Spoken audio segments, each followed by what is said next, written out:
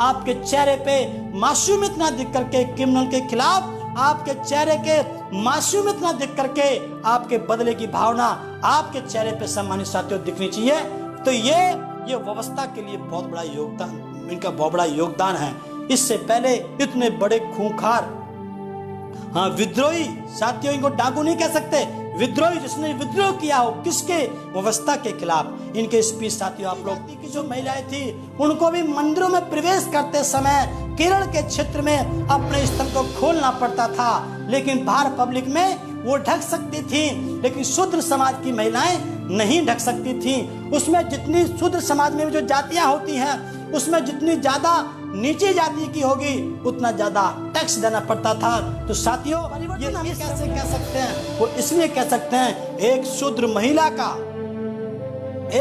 महिला का सम्मानित साथियों तलवार उठा करके, जो कि व्यवस्था के बिल्कुल खिलाफ था। जो साथियों जो आप लोग समझ सकते हैं कि ये परिवर्तन का हिस्सा कह सकते हैं, समाज के अंदर ऐसा नहीं था, लेकिन इसने तलवार उठा के वो सब कुछ छोड़ देता है। लेकिन ये काशीराम की दीवानगी, ये बाबा साहब की दीवानगी, ये महापुरुषों की दीवानगी, ये समाज की दीवानगी, ये इतनी बड़ी चीज है कि वो अपनी महबूबा तक को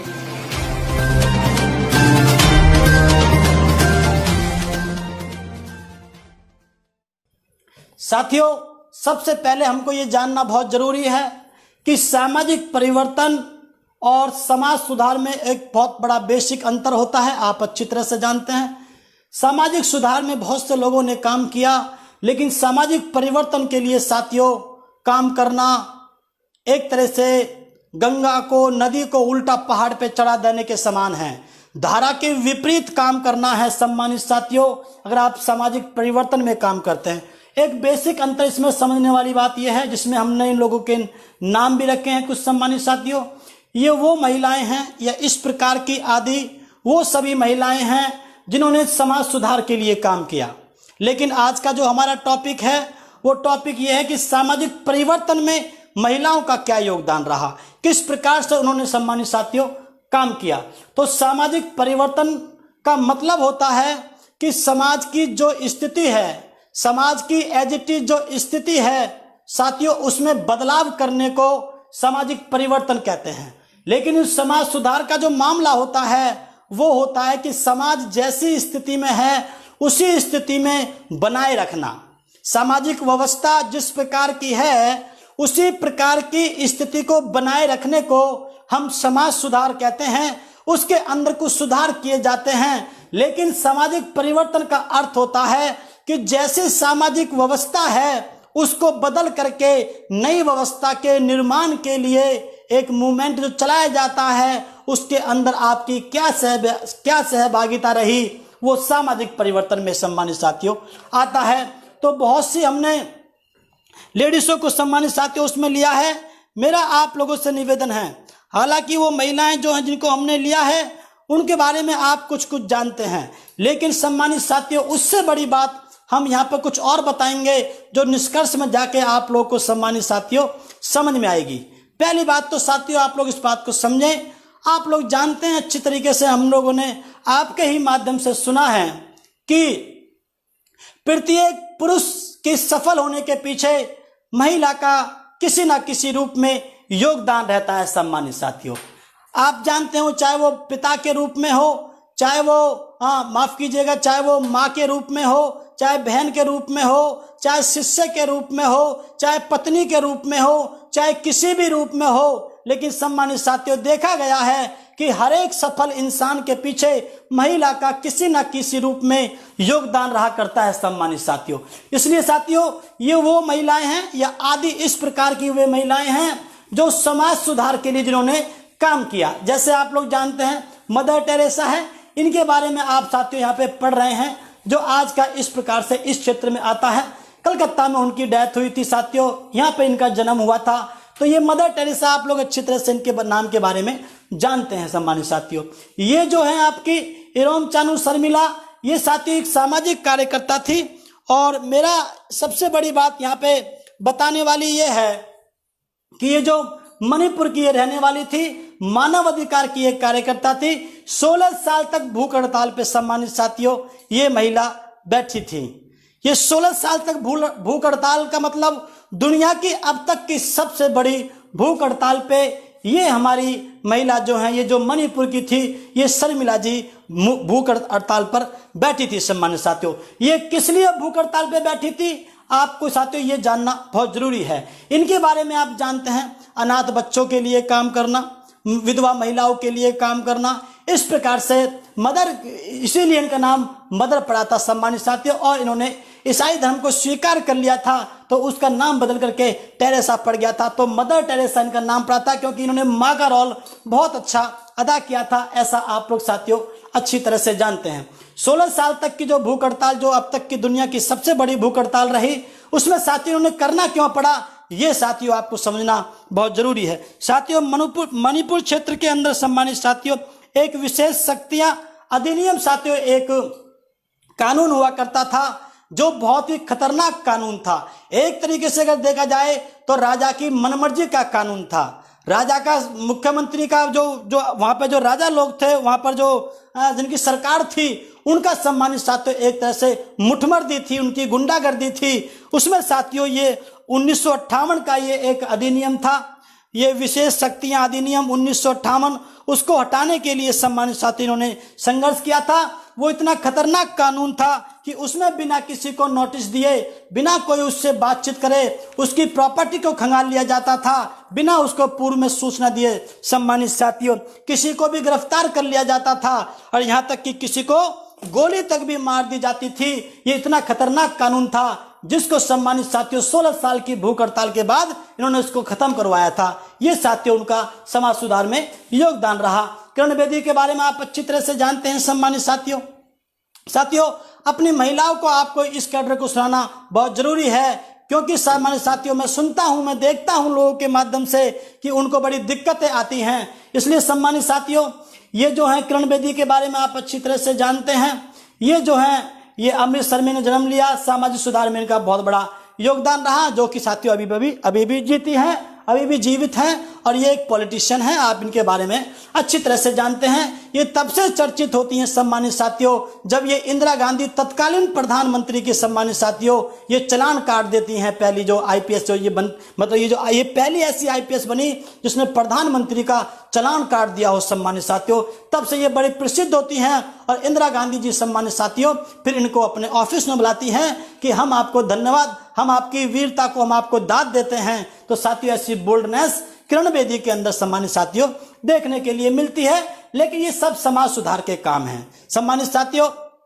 अगर हम लोग इन महिलाओं की बात करें तो एक इंदिरा गांधी जिन्होंने उनको बुलाया था, तो साथियों उन्होंने ही पहली बार किसी सवर्ण महिला ने सम्मानित साथियों पहली बार किसी सवर्ण महिला ने प्रधानमंत्री के पद पे होते हुए सम्मानित साथियों दिल्ली के लाल किले के मैदान में सभा को संबोधित करते हुए कहा कि अगर आज इस देश में ये इंदिरा गांधी अगर प्रधानमंत्री बनी है तो ये मेरे बाप दादों की देन नहीं है, ये मेरे और लोगों की देन नहीं है, अगर देन है तो बाबा साहब डॉक्टर अम्बेडकर की देन है, जिसकी वजह से महिलाओं को बराबर का अधिकार मिला। साथियों तत्कालीन प्रधानमंत्री ने ऐसी बात कही और साथियों उनको बुलाया था, उनको दाद दी थी। अरुणा राय साथियों ये जो ना ये प्रशासनिक सेवा में रही हैं, और साथियों इनके भी काम आप लोग जानते हैं सम्मानित साथियों, इन्होंने भी समाज के सुधार के लिए काम किया। मेनका गांधी के बारे में साथियों आप लोग जानते हैं, इन्होंने पशु पे बहुत अच्छा साथियों इन्होंने काम किया। तो ये बात बता के साथियों हमारा मूल जो बात है वो आगे है, जो हम आपके बीच में आगे रखना चाहते हैं। किन किन लोगों ने सम्मानित साथियों किन किन लोगों ने सामाजिक परिवर्तन के लिए काम किया, साथियों ये जानना बहुत जरूरी है। जो पहले के जो लोग थे वो लोग थे जिन्होंने समाज सुधार के लिए काम किया। साथियों इनका नाम यहाँ पे कैसे आता है ये साथियों आपको समझना बहुत जरूरी है। यशोधरा जी हैं, आप अच्छी तरह से जानते हैं। तो साथियों आगे कंक्लूजन में आपको बहुत अच्छी बातें सुनने के लिए मिलेंगे। यशोधरा हैं, आप इनका नाम जानते हैं। ये जो है ये बुद्ध की मतलब सिद्धार्थ गौतम की, बुद्ध की नहीं कह सकते लेकिन सिद्धार्थ गौतम की सम्मानित साथियों ये वाइफ हैं। और सम्मानित साथियों इनको आप अच्छी तरह से जानते हैं कि शादी हुई 16 साल की उम्र में। ये भी एक राजकुमारी थी, ये भी एक राजा की बेटी थी। साथियों आप अच्छी तरह से इनको जानते हैं, ये इनकी आयु है, लेकिन विशेषता क्या रही, इन्होंने सामाजिक परिवर्तन में इनका योगदान क्या रहा, साथियों ये जानना बहुत जरूरी है। आप अच्छी तरह से जानते हैं कि जब सिद्धार्थ गौतम बुद्ध बनने के बाद में जब कभी इनके महल की तरफ आए सम्मानित साथियों, और सभी लोग बुद्ध को खाना खिलाने पे बुलाते थे, खाना खाने पे बुलाते थे, तो एक दिन जो है जब बात सारी जब बन नहीं पाई, उनको लगा कि ये बुद्ध वैसे आने वाले हैं नहीं हमारे घर पर, तो इन्होंने यशोधरा जी ने बुद्ध को एज ए भिक्खु ट्रीट करके सम्मानित साथियों अपने घर पे खाने पे आमंत्रित किया। उसके बाद सम्मानित साथियों इनके जो पुत्र थे राहुल इनके पुत्र थे सम्मानित साथियों, जब इन्होंने खाना खा लिया बुद्ध ने, तो उसके बाद साथियों जब ये चलने लगे तो उन्होंने कहा, मांगे देवी आप क्या मांगना चाहती हो?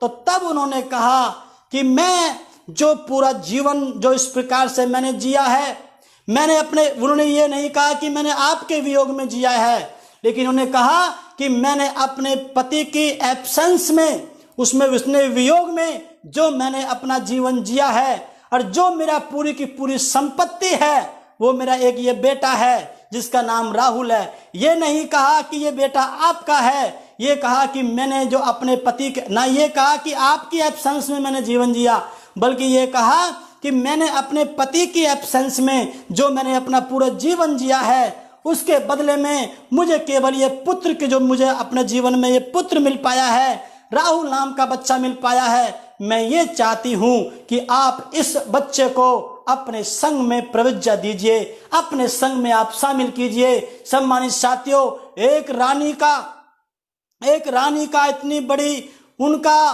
साथियों अपने दिल का टुकड़ा जिसको लेकर के वो पूरी जिंदगी जी थी, उसको सम्मानित साथियों संघ के अंदर प्रवेश करने के लिए रिक्वेस्ट करती हैं, बनते बुद्ध से जो है वो रिक्वेस्ट करती हैं। साथियों ये अपने आप में बहुत बड़ा काम था, क्योंकि सम्मानित साथियों जो बुद्ध का जो काम था वो उस टाइम की सामाजिक व्यवस्था के बदलाव के लिए काम था, ऊंच नीच के खिलाफ काम था, छुआछूत के खिलाफ काम था। सम्मानित साथियों उसके अंदर वो सामाजिक परिवर्तन के लिए काम बुद्ध कर रहे थे। तो साथियों उसमें अपने सबसे बड़े जो कलेजा होता है, जो बेटा होता है, उसको देना साथियों को छोटी मोटी बात नहीं थी। इसलिए अगर देखा जाए तो सबसे बड़ा जो योगदान रहा, और उन्होंने ये भी कहा था कि मैं आज के बाद किसी भी शास्त्र से जो ज्ञान मिला था मैं उनसे सबसे मुक्त होती हूँ, आसक्ति से मैं मुक्त होती हूँ, अनासक्ति से मैं मुक्त होती हूँ,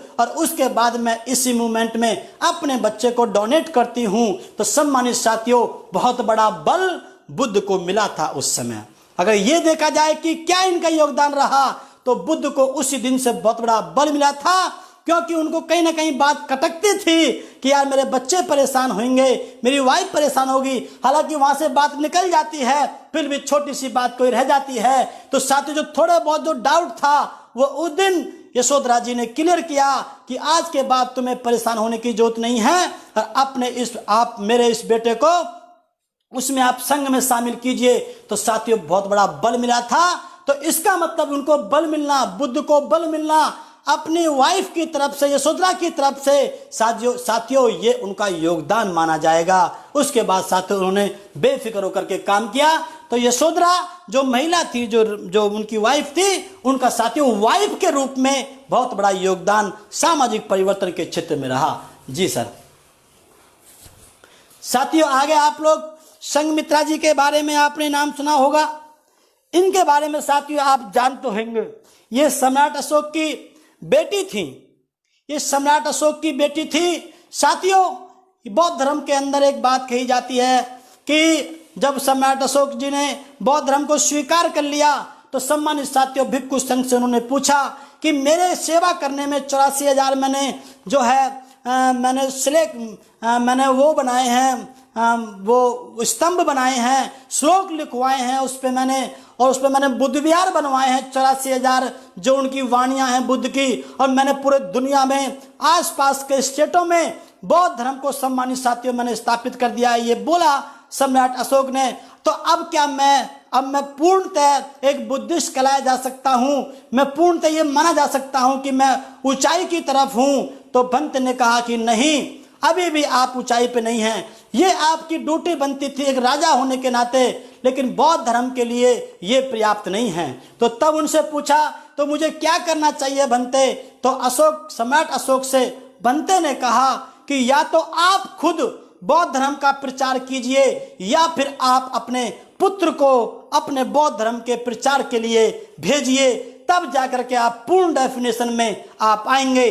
तो उन्होंने अपने बेटे महेंद्र से बात की। वहीं पर संघमित्रा नाम की जो उनकी बिटिया थी वो भी वहीं पर बैठी हुई थी। सम्मानित साथियों, उन्होंने अपनी व्यथा रखी। उनसे बच्चों ने पूछा, पापा आप परेशान क्यों हैं? आपका तो पूरा साम्राज्य चलता है, सब लोग सुखी हैं, आप परेशान क्यों हैं? तो ये बात सम्मानित साथियों उन्होंने उनके बीच में रखी।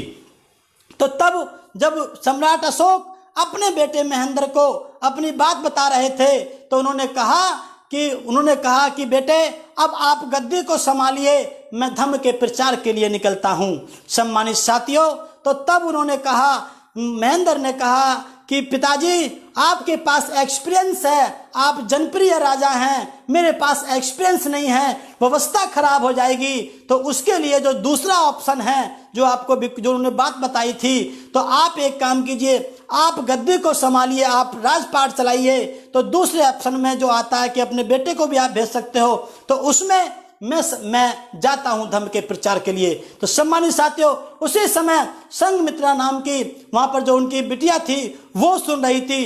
तो तब उसने खड़े होकर के कहा कि पापा जी क्या इस काम को मैं भी कर सकती हूं? तो आप अपने भिक्षु संघ से पूछिए, अपने सिस्टम से आप पूछिए कि क्या इस काम को मैं कर सकती हूं। तो जब ये बात पूछी गई तो सम्मानित साथियों उनका भी नाम चयनित हुआ। और साथियों, ये इतिहास में पहली बार ऐसा हुआ कि एक इतने बड़े राजकुमार, इतने बड़े राजा की बिटिया ने अपने धर्म के प्रचार के लिए सामाजिक परिवर्तन के आंदोलन में साथियों भाग लेकर के श्रीलंका की तरफ दोनों बहन भाई गए। तो सम्मानित साथियों, ये बहुत बड़ा योगदान रहा इनकी साथियों बॉन्ड की। ये ईसा पूर्व की बात है, ये आपको बिफोर सेंचुरी की बात है, ये आप इसको देख सकते हो साथियों, ये सब इनके डिटेल्स हैं। इसलिए साथियों सबसे बड़ा जो योगदान इनका रहा कि एक बेटी के रूप में, पहले वाली ने एक पत्री के रूप में उनको सफल बनाया, और इस बिटिया और इन्होंने संघमित्रा जी ने एक बेटी के रूप में सम्राट अशोक के उद्देश्य को पूरा किया। सामाजिक परिवर्तन के अंदर सम्मानित साथियों उन्होंने अपना कदम रखा, उन्होंने अपनी भूमिका निभाई। तो ये संघमित्रा जी के बारे में हमने साथियों अपनी बात रखी। झलकारी बाई कोरी साथियों, ये भी एक बहुत इंपॉर्टेंट नाम है। आप इनके जन्म के बारे में आप जान सकते हो। ये जो है झांसी की तरफ इनका जन्म हुआ, ये साथियों इनकी वो है। आप साथियों, आपको साथियों यहाँ पे जानना सबसे बड़े इंपॉर्टेंट चीज ये है, इनके जो हस्बैंड थे वो झांसी जो रियासत थी, जो बुंदेलखंड की जो राजधानी थी साथियों, उसके अंदर इनके जो हस्बैंड थे वो एक सैनिक थे। सेना के अंदर जो रानी लक्ष्मीबाई जो थी साथियों, उसकी सेना के अंदर वो एक सैनिक थे, और उनसे इनकी शादी जो हुई थी उनसे। तो सम्मानित साथियों, फिर ये बात जब बात आगे बढ़ने लगी तो इनकी वीरता को देखते हुए, इनके कौशल को देखते हुए, इनके जो हस्बैंड थे उन्होंने रानी झांसी की रानी जो लक्ष्मीबाई थी उनको सम्मानित साथियों इन्फॉर्म किया और ये कहा कि मेरी जो वाइफ है उसके अंदर बहुत अच्छा कौशल है, तलवार चलाने का बहुत अच्छा कौशल है, घुड़सवारी करने का, आप एक बार उनका इंटरव्यू लीजिए, आप अपनी सेना में उनको शामिल कीजिए तो अच्छा रहेगा। तो सम्मानित साथियों, जब झलकारी बाई कोरी जब अपना इंटरव्यू देने के लिए आई, अपना कौशल दिखाने के लिए आई, तो सम्मानित साथियों जो रानी जो थी लक्ष्मीबाई जो थी साथियों, उसकी आंखें बहुत चक्का रह गई, वो देखती रह गई। तो साथियों, ये पहली बार हुआ एक शूद्र समाज की महिला ने हथियार उठा करके सम्मानित साथियों अंग्रेजों को लताड़ने का काम किया था। यहां तक भी ये कहा, इसको परिवर्तन हम कैसे कह सकते हैं, वो इसलिए कह सकते हैं एक शूद्र महिला का सम्मानित साथियों तलवार उठा करके, जो कि व्यवस्था के बिल्कुल खिलाफ था, जो साथियों जो आप लोग समझ सकते हैं कि ये परिवर्तन का हिस्सा कह सकते हैं। समाज के अंदर ऐसा नहीं था, लेकिन इसने तलवार उठा करके युद्ध किया। और सम्मानित साथियों, बहुत से लोग तो ये भी कहते हैं कि रानी की ये इतनी हितैषी थी, इतनी वफादार थी कि इन्होंने अपने बच्चे को, जो बताते हैं जो उनकी रानी का जो बच्चा था, उनको अपने पीछे बांध करके और रानी को सेव करने के लिए कि आप मत लड़िए, आपकी जगह मैं लड़ूंगी, तो ये खुद झांसी की रानी लक्ष्मीबाई बन करके खुद मैदान में उतरी थी, ऐसा भी कहीं कहीं जिक्र मिलता है। तो एक जो है साथियों रानी की जगह पर एक अपनी जो व्यवस्था में जो पीड़ित लोग थे, उसकी एक महिला ने साथियों व्यवस्था को परिवर्तन के लिए काम किया। ये साथियों उनकी योग्यता रही। तो बातें तो बहुत सी हैं जो आप अच्छी तरह से समझते हैं, लेकिन साथियों हमें समय का ध्यान रखना है। इनके बारे में साथियों आप जानते हैं, इन्होंने भी एक पत्नी के रूप में सम्मानित साथियों योगदान दिया। और इनके बारे में साथियों आप लोग जानते हैं कि ये पहली शिक्षिका रही हैं शूद्र समाज की सम्मानित साथियों। तो इन्होंने जो है ये चाहती तो, जो इनके हस्बैंड थे ज्योतिबा फूले, चाहती तो उनको रोक सकती थी, लेकिन सम्मानित साथियों इन्होंने खुद उनसे पढ़ाई करी और पढ़ाई करने के बाद सम्मानित साथियों फिर ये जो है खुद बच्चों को पढ़ाने लगी। तो ये जो है जिस व्यवस्था के अंदर शूद्र समाज के बच्चों को पढ़ाना अलाउ नहीं था, तो सम्मानित साथियों उस समय एक महिला का बाहर निकल के आना ये बहुत बड़ी चीज थी। खास तौर से मेरा युवा साथियों से निवेदन है, क्योंकि पुराने साथी इस बारे में जानते होंगे लेकिन युवा साथी कम जानते होंगे। एक घटना इनकी बहुत प्रसिद्ध है सम्मानित साथियों, वो ये है कि जब ये जाया करती थी तो साथियों एक नाम और आगे है फातिमा शेख जी, जो हमने आगे लिया है। इनकी कहानी बिल्कुल साथ साथ की है। आगे और दिखा दो स्लाइड जरा। ये फातिमा शेख जी हैं साथियों, ये बिल्कुल दोनों पैरेलल की साथियों, एक साथ कंधे से कंधा मिला करके इन्होंने काम किया। पीछे लाओ। इसलिए हमको इनको दोनों को एक साथ लेना पड़ा। इन्होंने जब पढ़ाई लिखाई करी तो साथियों जब इनको कहीं जगह नहीं मिल रही थी, स्कूल खोलने के लिए जगह नहीं मिल रही थी, तो फातिमा शेख नाम की जो मुस्लिम महिला थी, उन्होंने साथियों अपनी जगह दी, अपने कपड़े दिए, जो इनके ऊपर जब ये पढ़ाने के लिए जाती थी कि ये एक महिला शूद्र समाज के बच्चों को पढ़ाने का काम करती है, अछूत समाज के बच्चों को पढ़ाने का काम करती है, तो सम्मानित साथियों इनके ऊपर गोबर फेंका जाता था, इनके ऊपर पत्थर फेंका जाता था जिससे कि ये रुक सके। लेकिन सम्मानित साथियों उतना ही इनका मनोबल बढ़ता जा रहा था। जब इनको ये पता चला कि मेरे ऊपर प्रॉब्लम्स होती हैं, इन्होंने सोचा अगर मैं अपने हस्बैंड जो कि ज्योतिबा फूले जी थे, अगर मैं उनको बताऊंगी तो उनका मनोबल टूट जाएगा, उनका काम सही है, हम लोग गलत थे पहले जब उनको रोकते थे। तो बाद में सम्मानित साथी इन्होंने भी पढ़ाई लिखाई करने के बाद उसके बाद साथियों स्कूल खोले, और जब वो बाधा आती थी पत्थर फेंकने वाली या गोबर फेंकने वाली, उसको वो अपने हस्बैंड को ना बता करके कहीं उनका मनोबल ना टूट जाए, साथियों उसको गम को पी जाती थी। तो ये साथियों इनका बहुत बड़ा योगदान था। फातिमा शेख नाम की महिला ने, जो मुस्लिम महिला थी, उन्होंने सम्मानित साथियों उन्होंने जो है उनको जगह देती थी, कपड़े तक भी देती थी, और अपनी ये खुद भी टीचर बनी थी। सम्मानित साथियों ये भी पढ़ लिख करके उसी समय फिर टीचर बनी थी। ये भी पहली मुस्लिम शिक्षिका ये साथियों बनी थी। इसलिए इन दोनों की बहुत अच्छी जोड़ी थी।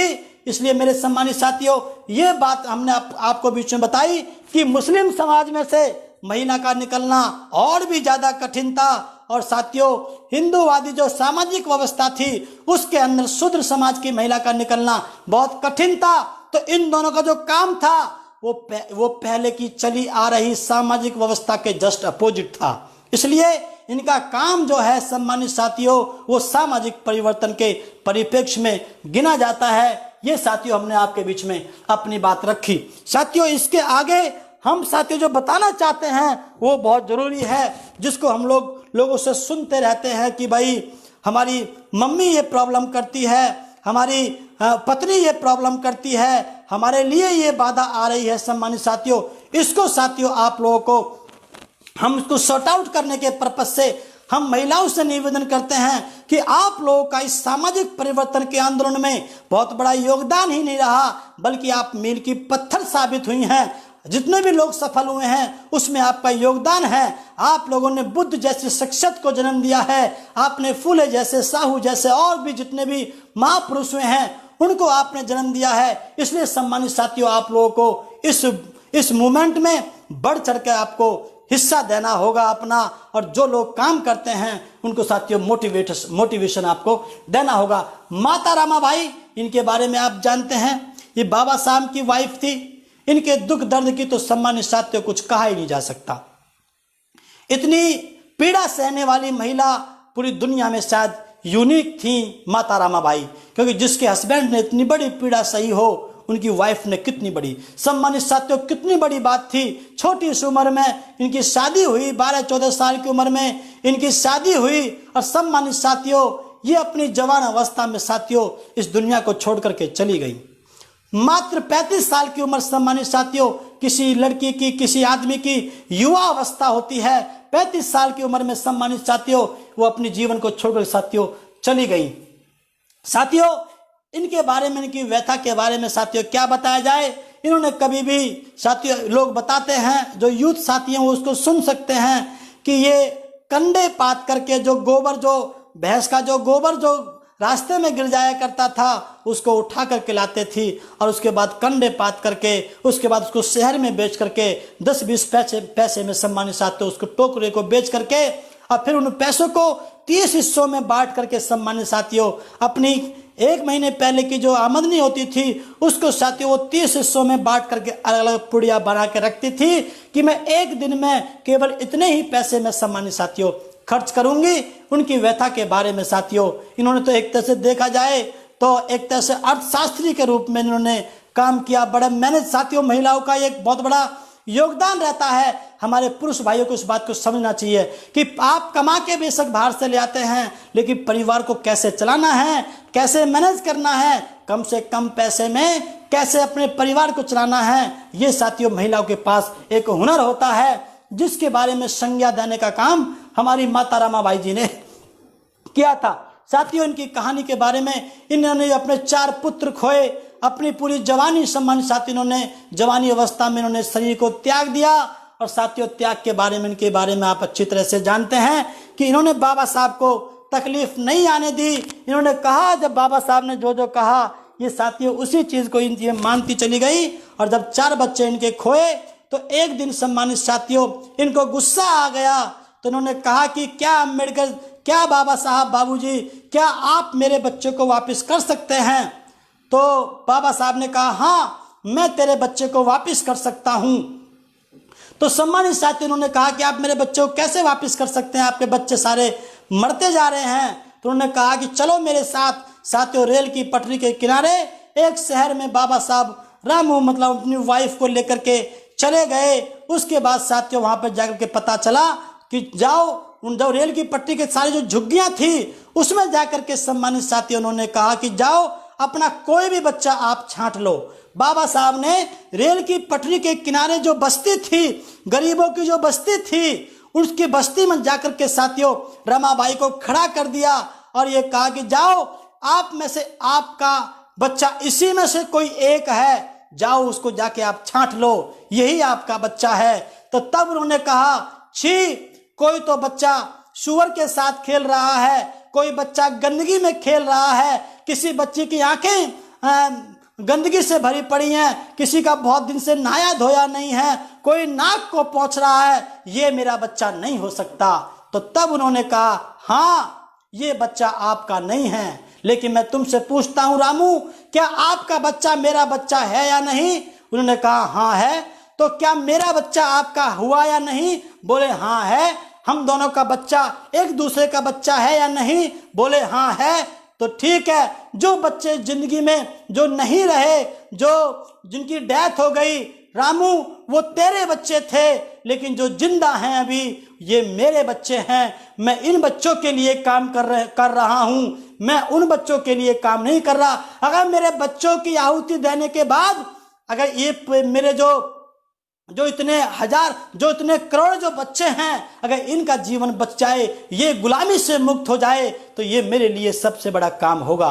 इस बात को सुन करके रामू रोने लगी और पल्ला से अपने आंसू पोंछते हुए अपने पति बाबा साहब के कंधे पे जाकर के सिसकने लगी सम्मानित साथी, और ये कहा कि आज के बाद मैं तुमसे पहले मैं तुमसे पैसे के लिए बोलती थी, उसके बाद मैं तुमसे समय के लिए बोलती थी, उसके बाद मैं तुम्हें रोकती भी थी, उसके बाद मैं तुमसे अपने बच्चों के मरने की आपको मैं वो देती थी तांजना, लेकिन आज के बाद मैं अपने बच्चों के बारे में भी तुमसे नहीं बोलूंगी। आपका काम इस दुनिया का सबसे पवित्र काम है। साथियों, बहुत बड़ा बल बाबा साहब को मिला था। ये साथियों इनका बहुत बड़ा योगदान रहा है। इसको साथियों आप लोग अच्छी तरह से जानते हैं। साथियों, ये नंगेली जी, इनके बारे में साथियों जानना बहुत जरूरी है। आप लोग सोशल मीडिया पे देखते होंगे, यहाँ पर एक महिला होती है जिसका एक स्तन कटा हुआ होता है। यहाँ पर ये हमने ढका हुआ रखा है यहाँ पे, लेकिन उसमें एक स्तन कटा होता है। तो सम्मानित साथियों, ये केरल के क्षेत्र की महिला हैं। ये साथियों उस समय SC ST OBC नहीं था, उस समय शूद्र समाज था, डिप्रेस क्लास थी। बाबा साहब उसको डिप्रेस क्लास के नाम से रिप्रेजेंट करते थे। विदेश में वो डिप्रेस क्लास थी, DC थी। उसमें सम्मानित साथियों ये एक एरिया था केरल के अंदर, जो आप पढ़ रहे हैं, ये जो वर्तमान में केरल में है। यहाँ पर साथियों 19वीं शताब्दी के आसपास की ये एक इजावा समुदाय, मतलब एक बिरादरी थी सम्मानित साथियों, जो शूद्र समाज में आती है। उन्होंने साथियों वहां पर एक नियम था कि जितनी नीची जाति होगी, वहां का जो राजा था उसने ये नियम बनाया था कि जितनी ज्यादा, मतलब शूद्र समाज की महिलाओं को पहली बात तो स्तन ढकने का अधिकार नहीं है। सम्मानित साथियों, ऐसा क्यों? क्योंकि इस देश में 3 प्रकार से किसी की, उस क्षेत्र में 3 प्रकार से किसी जाति का आकलन किया जाता था। नंबर 1, नाम के आधार पर, नाम से पहचान की जाती थी, इसकी जाति क्या हो सकती है। नंबर 2, महिलाओं के स्तन को लेकर के जाति का निर्धारण करते थे, दूर से समझ जाते थे ये किस जाति की हो सकती है। और नंबर 3, डंडे की ऊंचाई के हिसाब से किसी जाति की आइडेंटिफिकेशन होती थी, उसकी पहचान होती थी। कैसे? जैसे साथियों, अगर हमारे किसी ब्राह्मण भाई का बच्चा पैदा होता था तो नाम रखा जाता था प्रशांत भूषण, ज्ञान भूषण, इस प्रकार के साथियों ज्ञान से संबंधित नाम रखे जाते थे। क्षत्रिय भाई का कोई बच्चा पैदा होता था तो नाम रखा जाता था वीर बहादुर सिंह, रण बहादुर सिंह, फतेह सिंह, शेर सिंह, इस प्रकार से साथियों पहाड़ सिंह, ताकत से संबंधित उनके नाम रखे जाते थे। वो बल से संबंधित उनके नाम रखे जाते थे। साथियों, उनके बाद में अगर वैश्य समाज का बच्चा पैदा होता था तो धन से संबंधित उनके नाम रखे जाते थे। जैसे पन्ना लाल, ये जौहरी पन्ना, ये जो नाम होते थे, पन्ना, हीरा पन्ना, जौहरी लाल, पन्ना लाल, करोड़ीमल, लखपत, पैसे से संबंधित साथियों उनके नाम रखे जाते थे। और जब शूद्र का कोई बच्चा पैदा होता था तो उनके नाम रखे जाते थे खचेड़ू, भिखारी, इस प्रकार के साथियों उनके नाम रखे जाते थे। घसीटा, ये बिहारी, इस प्रकार से साथियों उनके नाम से ही आप लोग अच्छी तरह से जानते होंगे, उनके नाम से ही आइडेंटिफिकेशन की जाती थी कि ये किस वर्ण का बच्चा हो सकता है, किस वर्ण का ये आदमी होगा। इसलिए सम्मानित साथियों ऐसे डंडे का हिसाब होता था। अगर ब्राह्मण भाई डंडा रखता था तो वो सर से ऊपर डंडा रखता था, तो डंडे से पहचान कर ली जाती थी कि ये किस वर्ण का। अगर सर से ऊपर डंडा है तो वो हमारा ब्राह्मण भाई है, और सर के बराबर क्षत्रिय भाई डंडा रखता था, और कान के बराबर वैश्य भाई डंडा रखता था, और शूद्र इस छाती से ऊपर डंडा नहीं रख सकता था। तो डंडे के आधार पर आइडेंटिफिकेशन सम्मानित साथियों हुआ करती थी। ठीक इसी प्रकार से सम्मानित साथियों वहां की जो महिलाएं थी उनके लिए साथियों राजा ने नियम बनाया कि इनके आइडेंटिफिकेशन, आदमी को तो हम पहचान लेते हैं, महिला को हम कैसे पहचानेंगे। ये साथियों उन्होंने नियम बनाया और ये बताया कि शूद्र समाज की किसी भी महिला को स्तन ढकने का अधिकार नहीं है।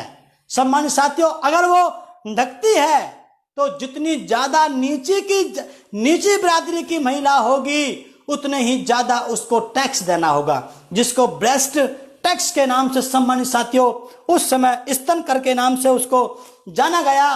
तो साथियों ये जो महिला थी ये नीचे जाति के आने वाले वर्ग में महिला थी, इनको और ज्यादा टैक्स देने की जरूरत थी। जब ये स्तन ढकती थी तो साथियों ये बात धीरे धीरे राजा के पास पहुंची, तो ये कर इनका बढ़ता चला गया।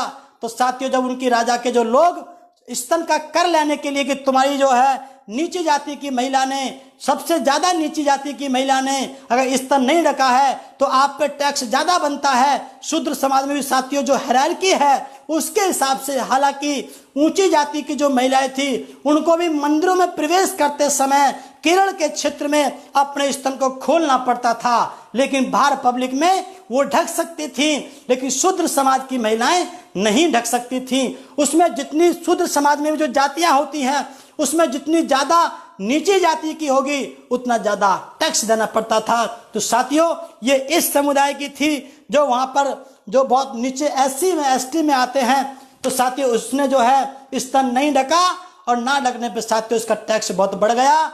जब राजा की टीम को ये पता चला उसने साथियों राजा को बताया। राजा ने सोचा कि इस प्रकार से तो सारी महिलाएं इस महिला से प्रेरित होकर के विद्रोह कर देंगी। तो सम्मानित साथियों वो गई, उसने अपनी टीम भेजी कि जाओ उससे कर वसूल के लाओ। तो सम्मानित साथियों कर के लिए उसके पास पैसा नहीं था, क्योंकि वो दूसरों के खेतों में मजदूरी करते थे, वो एक तरह से तो दूसरों पे आश्रित थे, वो कर ना दे पाए। तो साथियों इस महिला ने अंदर गई और वो समझ गई कि केवल इस स्तन की वजह से ये प्रॉब्लम है सम्मानित साथियों। तो उसने अपना स्तन काटा और राजा के आदमियों के सामने पेश कर दिया कि लो तुम ये लेकर चले जाओ, इसी की वजह से सारी प्रॉब्लम है। तो सम्मानित साथियों वहीं पर उसकी खून बहते बहते उस महिला की, हमारी इस बहन की वहीं पर उसकी डेथ हो गई। उनके हस्बैंड भी उसी चिता के अंदर साथियों उन्होंने भी अपने आप को, वो पहली बार इतिहास में ऐसा हुआ,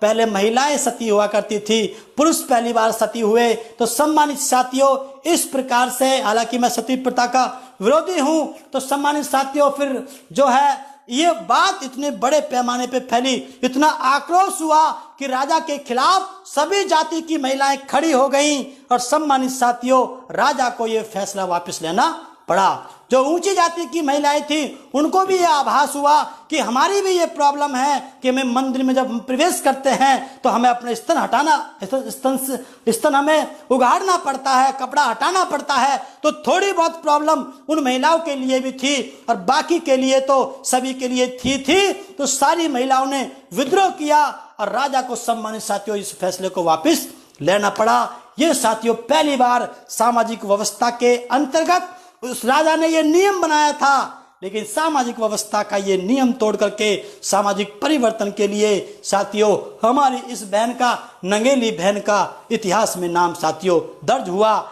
ये बात भी साथियों हमको महिलाओं को समझानी होगी कि कितने बड़े वीर काम हमारी महिलाओं ने किए हैं। सम्मानित साथियों इनका नाम तो पूरी दुनिया जानती है, वो तो सोशल मीडिया के नाम से तो नंगेली जी अब आई हैं साथियों थोड़ा बहुत आगे, लेकिन इनका नाम तो दुनिया जानती है। इनका लोहा साथियों पूरी दुनिया ने माना है।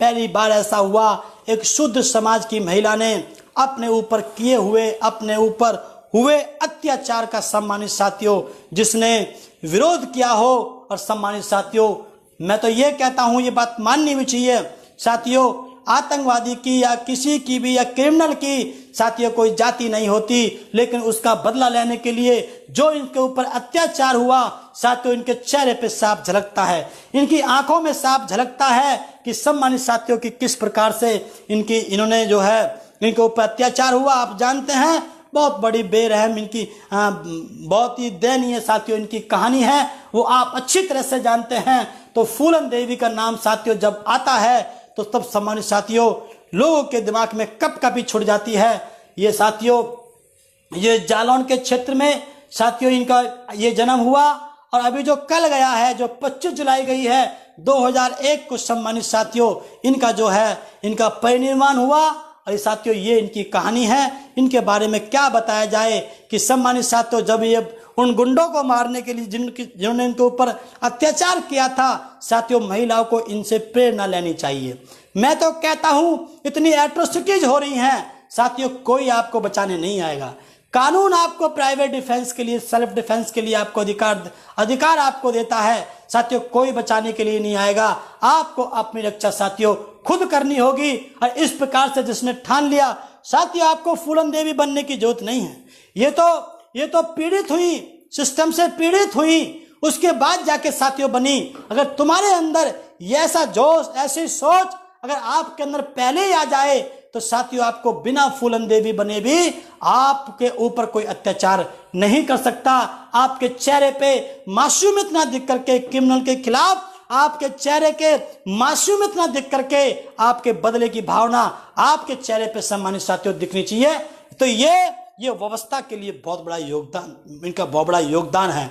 इससे पहले इतने बड़े खूंखार, हाँ विद्रोही साथियों, इनको डाकू नहीं कह सकते, विद्रोही, जिसने विद्रोह किया हो किसके, व्यवस्था के खिलाफ, इनके स्पीच साथियों आप लोग सुनते रहते होंगे। तो ये सारी बातें साथियों हमने आपके बीच में रखी।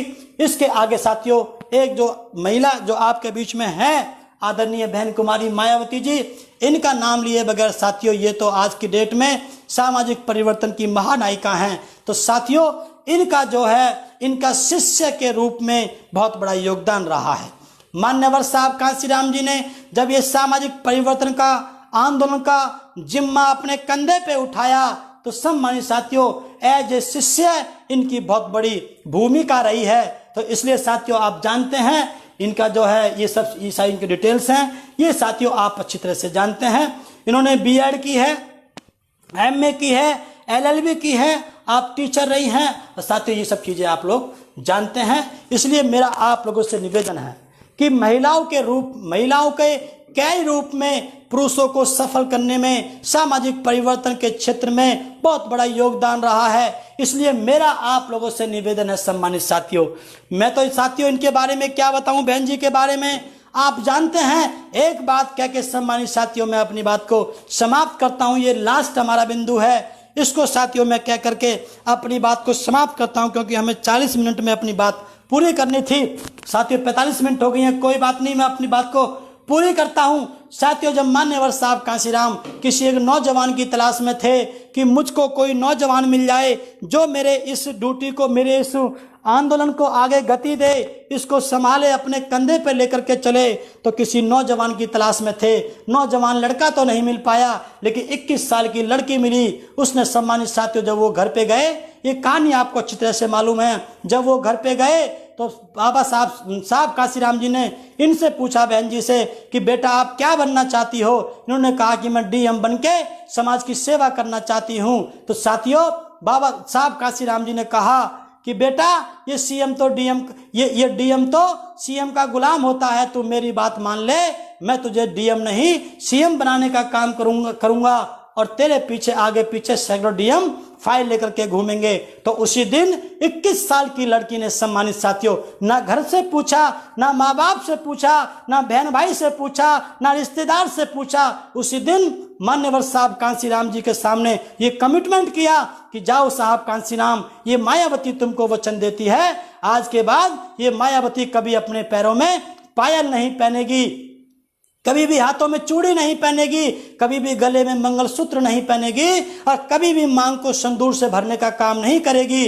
जिंदगी भर ये कुंवारी रह करके समाज के उत्थान के लिए काम करती रहेगी, ना तो कभी बिकेगी और ना कभी झुकेगी। साथियों मान्यवर साहब कांशीराम जी को एक आशा की झलक दिखाई दी और उम्मीद जगी और बहुत बड़ा आत्मविश्वास उनके अंदर, मनोबल बढ़ा कि शायद ये लड़की हमारे लिए इस मूवमेंट में बहुत बड़ी सार्थक सिद्ध हो सकती है। तो साथियों आज उसी काम को लेकर के, सामाजिक परिवर्तन के लिए जो हमने आपसे टॉपिक रखा था, उस काम को लेकर के सम्मानित साथियों आज बहन कुमारी मायावती जी अपने कंधे पे लेकर के चल रही हैं। ऐसा सम्मानित साथियों कमिटमेंट अपने आप में मील का पत्थर साबित हुआ। उसी दम पे आदरणीय बहन जी 4 बार हुकूमत में आई सम्मानित साथियों, और जो भी चीजें हैं आप अच्छी तरह से जानते हैं। आज हर एक जाति धर्म बिरादरी के लोगों का समर्थन बहन कुमारी मायावती जी के साथ है। इसलिए सम्मानित साथियों उनका भी साथियों इस परिवर्तन में बहुत बड़ा योगदान है। मैं धन्यवाद करता हूं सभी साथियों का।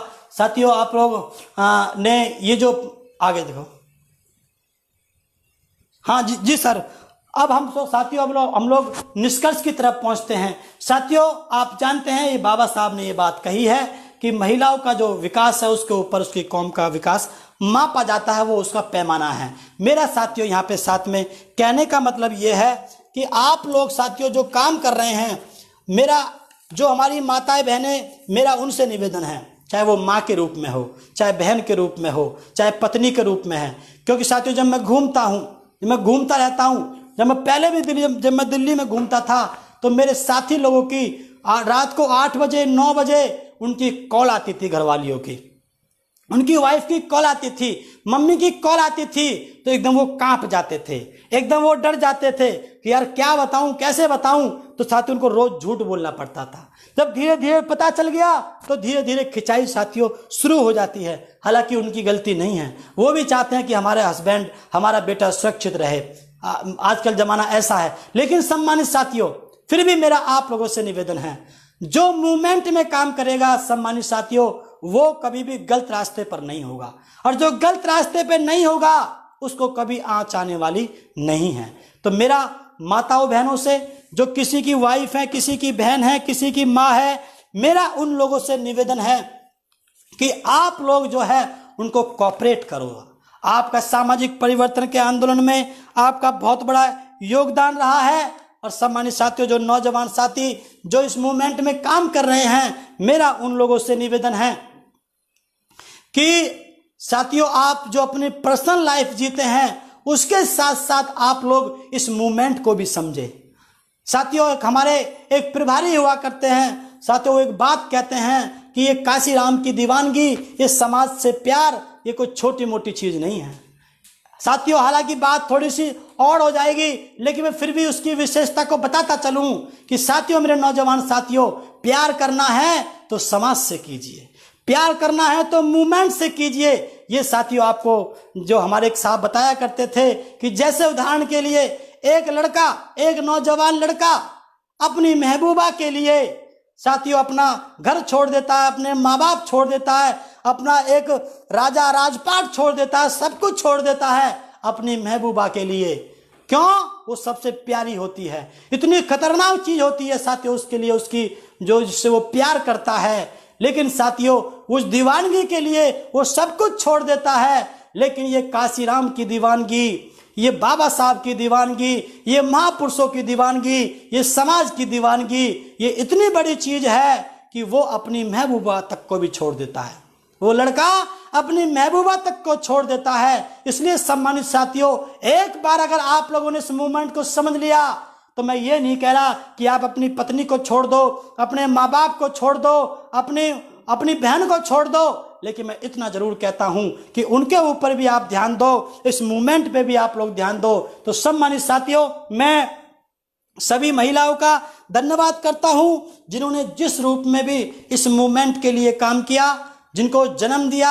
आपका बहुत बड़ा योगदान है, तो हम आपके हमेशा ऋणी रहेंगे। और साथ में मैं अपनी महिला वर्ग से निवेदन करता हूं, वो किसी भी रूप में हो, कि अपने बच्चों को, अपने पति को, अपने भाई को, और आप लोग आश्वासन दो, आप उनको और उनका मनोबल बढ़ा करके इस मूवमेंट को गति देने के लिए आप लोग काम करें। इसी आशा और उम्मीद के साथ कि महिलाओं के योगदान के साथ साथ कि वो आगे भी इसी प्रकार से प्रमोशन करते, अपने भाइयों का मनोबल बढ़ाते रहेंगे। इसी आशा और उम्मीद के साथ मैं अपनी वाणी को विराम देता हूं। जय भीम, जय भारत, जय कांशीराम, जय बसपा। धन्यवाद। मेरा अपना चैनल, आपका चैनल, समाज का चैनल, देश का चैनल NB News 24/7 को आप लाइक करें, सब्सक्राइब करें और ज्यादा से ज्यादा इसकी वीडियो को शेयर करें, ताकि हर खबर को मैं आप तक आसानी से पहुंचा सकूं।